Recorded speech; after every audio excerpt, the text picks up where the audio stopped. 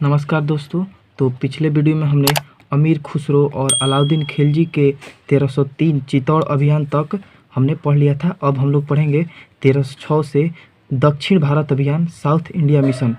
और अमीर खुसरो ने सुल्तान ए जहाँ की भी उपाधि अलाउद्दीन खिलजी को दी थी। तो चलिए आगे बढ़ते हैं।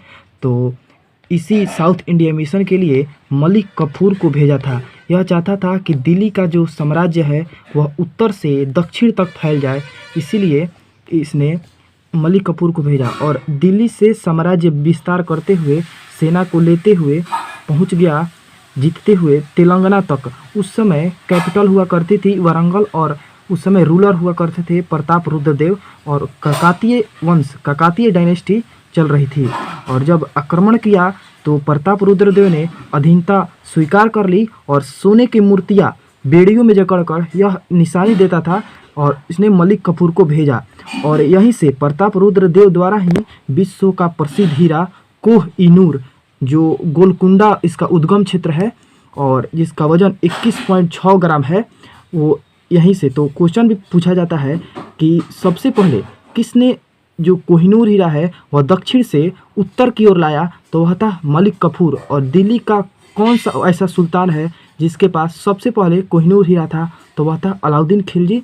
और जब साम्राज्य तमिलनाडु के रामेश्वर तक साम्राज्य विस्तारित कर दिया, तो जब उन्होंने समुद्र को देखा तो उसे लगा कि अब यह विश्व इतना में ही है। और उस समय जब अलाउद्दीन को बात यह पता चली तो उसने अपनी उपाधि सिकंदर ए सनी नाम कर ली। यह सिकंदर ए सनी का मतलब होता है विश्व विजेता, मतलब अलेक्जेंडर द्वितीय।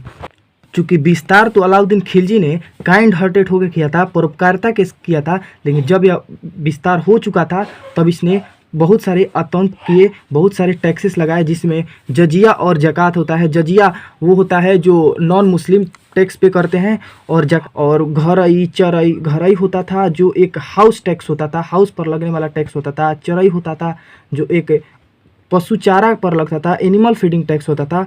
और चूँकि भ्रष्टाचार मुक्त कराने के लिए, टैक्स वसूलने में कोई दिक्कत न हो, उसके लिए एक डिपार्टमेंट बनाया जिसका नाम था दीवान ए मुस्तखराज।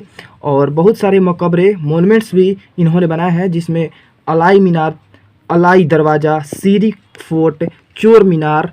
और इन्होंने ही सबसे पहले दिल्ली सल्तनत में हुलिया चेहरा दाग प्रथा भी शुरुआत की थी। चेहरा दाग प्रथा होता था कि प्रत्येक सैनिक को अपना स्केच अपने पास रखना अनिवार्य था और अलग अलग प्रांतों के घोड़ों पर अलग अलग निशान लगाए, ताकि यह पता चल सके कि यह घोड़ा किस प्रांत का है।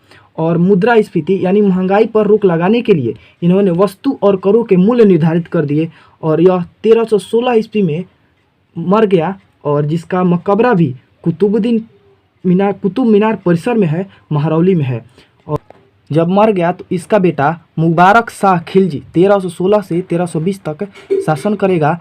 और दिल्ली सल्तनत में स्वयं को खलीफा घोषित करने वाला पहला सुल्तान ही मुबारक शाह खिलजी है।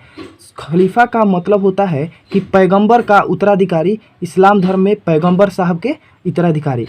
और चूंकि यह अयोग्य था, यह दरबार में महिलाओं के कपड़े भी पहनकर आ जाया करता था, इसलिए इसको हटाकर खुसरो से एक कन्वर्टेड मुस्लिम था, इसलिए गाजी मलिक जो एक पंजाब का इक्तेदार था, कहा कि यह इस्लाम खतरे में है और दिल्ली में यह खबर फैला दी, जिसके कारण खुसरो शाह को राजगद्दी पर से हटाया गया। और